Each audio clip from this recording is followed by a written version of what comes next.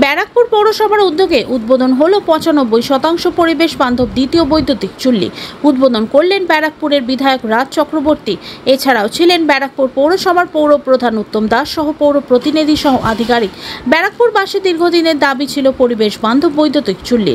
সেই দাবি মতোই ১,৪০,০০,০০০ টাকা দিয়ে নির্মিত হলো ৯৫% পরিবেশ বান্ধব বৈদ্যুতিক চুল্লি।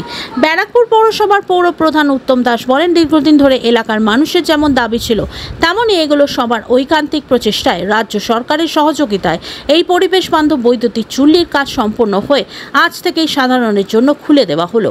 ব্যারাকপুরে বিধায়ক রাজ চক্রবর্তী বলেন, নতুন প্রযুক্তিতে তৈরি এই বৈদ্যুতিক চুল্লি যেমন পরিবেশ বান্ধব, তেমনই বিদ্যুতের সাশ্রয় হবে অনেকটাই। রক্ষণাবেক্ষণের সমস্ত দায়িত্ব ইতিমধ্যে দেওয়া হয়েছে এজেন্সিকে।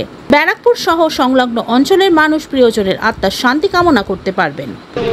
এটা মেইনলি এই চুল্লিটা হচ্ছে পলিউশন ফ্রি। আমাদের তো এক্সিস্টিং একটা আছে, কিন্তু আমাদের ব্যারাকপুরে খুব চাপ পড়ে।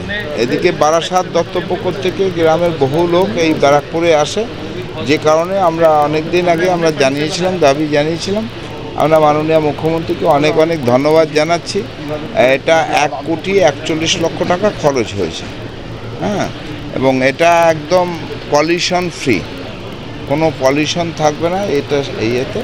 আর একটা সুবিধা আছে আমাদের ক্ষেত্রে, যে ওটা যেমন আমাকে মিনিমাম ৩৬ ঘন্টা টাইম নেয় ওটাকে গরম হতে, আর কি, যেটা চার্জ করলে গরম হতে টাইম নেয়, এটা ২ ঘন্টার মধ্যে এটা গরম হয়ে আবার আমি ইচ্ছা করলে অফ করিয়ে দিতে পারি। ব্যারাকপুর মিউনিসিপ্যালিটির ২০ নম্বর ওয়ার্ড এইখানে ক্রিমেটোরিয়ামটা যেটা, এটা নিয়ে এতত অঞ্চলের মানুষজনের অনেক দিন ধরেই একটা ছিল, যে ডিমান্ড ছিল যে এটাকে কি করে পলিউশন ফ্রি করা যায় অনেক দিন ধরে, এবং আমরা সবাই মিলে সেটা চেষ্টা করছিলাম, মিটিং করেছি, কথাবার্তা বলেছি। বাট থ্যাংক গড যে এটা মানে হয়েছে, এবং সত্যি সত্যি এটা 95% পলিউশন ফ্রি, আই থিঙ্ক, হ্যাঁ 95% পলিউশন ফ্রি, এবং যতটা এখানে পলিউশন ফ্রি রাখা যায় তার ব্যবস্থা করা হচ্ছে। এই ক্রিমেটোরিয়ামটা আজকে ওপেন হলো, এবং আগামী দিন আমাদের আর একটা ক্রিমেটোরিয়াম আছে, আগামী দিন সেটাও যাতে পলিউশন ফ্রি অলরেডি করেছে, আরও যাতে কী করে পলিউশন ফ্রি করা যায় সেটা চেষ্টা চলছে আর কি।